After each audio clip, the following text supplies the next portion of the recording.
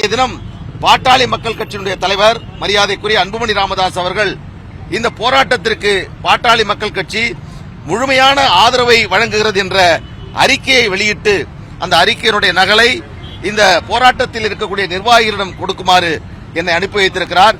இந்த போராட்டத்திற்கு பாட்டாளி மக்கள் கட்சி முழு ஆதரவை தருகிறது. இவருடைய போராட்டம் வெற்றி பெற வேண்டும். இவருடைய போராட்டம் வெற்றி பெறுவதற்கு அனைத்து வகையிலும் இந்த துப்புரவு பணியாளர்களுக்காக பாட்டாளி மக்கள் கட்சி துணை நிற்கும். அன்புமணி கூட்டியுள்ள பொதுக்குழுக்கு எதிராக ராமதாஸ் உயர்நீதிமன்ற வழக்கு தொடுத்தார். நாளை அவசர வழக்கா எடுக்கிறதா நீதிபதி உத்தரவாதம் கொடுத்திருக்காரு. திட்டமிட்டபடி மாமல்லபுரத்தில் 9ஆம் தேதி பொதுக்குழு நடக்குமா? அதை எப்படி எதிர்பார்க்கிறீங்க? பாட்டாளி மக்கள் கட்சியினுடைய பொதுக்குழுவிற்கான அனைத்து பணிகளையும் நாங்கள் தீவிரமாக மேற்கொண்டு வருகிறோம்.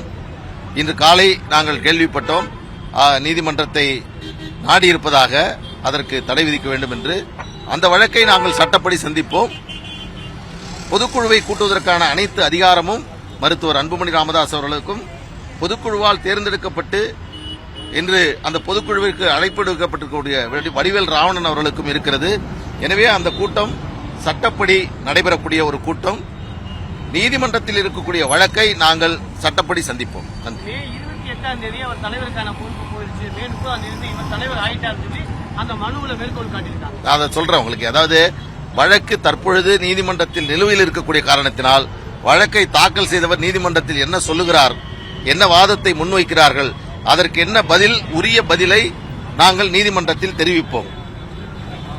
பாட்டாளி மக்கள் கட்சியினுடைய கொள்கை சட்ட விதிகள் பைலா மிக தெளிவாக இருக்கிறது. அதில் இருக்கக்கூடிய சாரம்சம் என்ன, அது எதை சுட்டிக்காட்டுகிறது என்பதெல்லாம் நாங்கள் நீதிமன்றத்தில் தெளிவாக எடுத்துச் சொல்வோம்.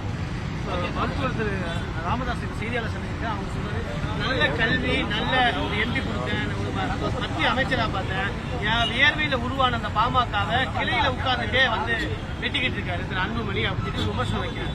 இல்ல, அவரே மரியாதைக்குரிய மருத்துவர் ஐயா அவர்கள் எங்களை எல்லாம் உருவாக்கியவர், பாட்டாளி மக்கள் கட்சியை வழிநடத்தியவர், ஒடுக்கப்பட்ட தாழ்த்தப்பட்ட பிற்படுத்தப்பட்ட மக்களுடைய கோரிக்கைகளுக்காக தொடர்ந்து போராடி வந்தவர். அவர் பல்வேறு செய்திகளை சொல்லி வருகிறார். எங்களுக்கு வழிகாட்டியாக இருந்து கொண்டிருப்பவர் மருத்துவர் ஐயா அவர்கள் மீது என்றைக்கும் எங்களுக்கு எந்த ஒரு சிறு அவருடைய புகழுக்கு, அவருடைய நற்பெயருக்கு எந்த விதத்திலும் கலங்க வந்துவிடக்கூடாது என்று நினைக்கக்கூடியவர்கள். எனவே அவர் மருத்துவர், அவர் நிறுவனர், எங்கள் தந்தை ஸ்தானத்தில் இருப்பவர், அவர் பல்வேறு செய்திகளை சொல்வார். எனவே அவருக்கு நான் பதில் சொல்வது என்பது பொருத்தமாக இருக்காது. ஆனால் அதே வேளையில் இதுபோன்ற இப்போது இருக்கக்கூடிய இந்த பிரச்சனைகள் எல்லாம் எளிதில் சுமூகமாக தீரும் என்ற நம்பிக்கை எங்களுக்கு இருக்கிறது. எனவே இதுபோன்ற சட்ட பிரச்சனைகள் வருகின்ற பொழுது ஒரு வழக்கறிஞராக நீதிமன்றத்தில் உண்மை நிலை என்ன, பாட்டாளி மக்கள் கட்சியுடைய சட்டப்பூர்வமான நிலை என்ன என்பதை சொல்ல வேண்டிய இடத்தில் இருக்கக்கூடிய காரணத்தினால் அதை நீதிமன்றத்தில் உரிய நேரத்தில் நாங்கள் தெரிவிப்போம். ஐயா ஐயா என்ற அழைப்பை என்னை ராமதாஸ் என்று பெயர் சொல்லி வைத்தவர் திரு அன்புமணி சொல்லி விமர்சனம் வைத்தார்.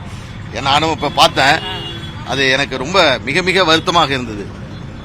பொதுவெளியில், ஊடகத்தில், பல்வேறு விவாதங்களில் கண்ணியத்தையும் நாகரிகத்தையும் கடைபிடிக்க வேண்டும் என்று கத்துக் கொடுத்தவர் மருத்துவர் ஐயா அவர்கள்.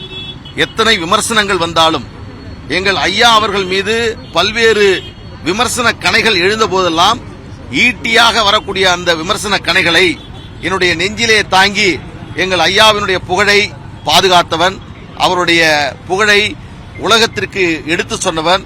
இது போன்றவர்கள்தான் பாட்டாளி மக்கள் கட்சியில் இருக்கிறார்கள். எனவே அப்படி யாரும் சொல்லவில்லை. அப்படி யாராவது சொல்லி இருந்தால் அது தவறானது. அப்படி சொல்லவில்லை. ஒருபோதும் மருத்துவர் அன்புமணி ராமதாஸ் அவர்கள், மருத்துவர் ஐயா அவர்கள் குறித்து, இப்பொழுது இருக்கக்கூடிய நிலை குறித்து யாரும் எந்த விமர்சனமும் செய்யக்கூடாது என்பதைத்தான் தொடர்ந்து சொல்லி வருகிறார். அதை நாங்கள் முழுமையாக கடைபிடித்து வருகிறோம். தற்பொழுது இருக்கக்கூடிய நிலை, சூழல் மாறும் என்று நாங்கள் நம்புகிறோம். நன்றி. பிளே ஸ்டோர் மற்றும் ஆப் ஸ்டோரில் இருந்து பாலிமர் செயலியை QR கோடு மூலம் பதிவிறக்கம் செய்யுங்கள். செய்திகளை உடனுக்குடன் பெறுங்கள்.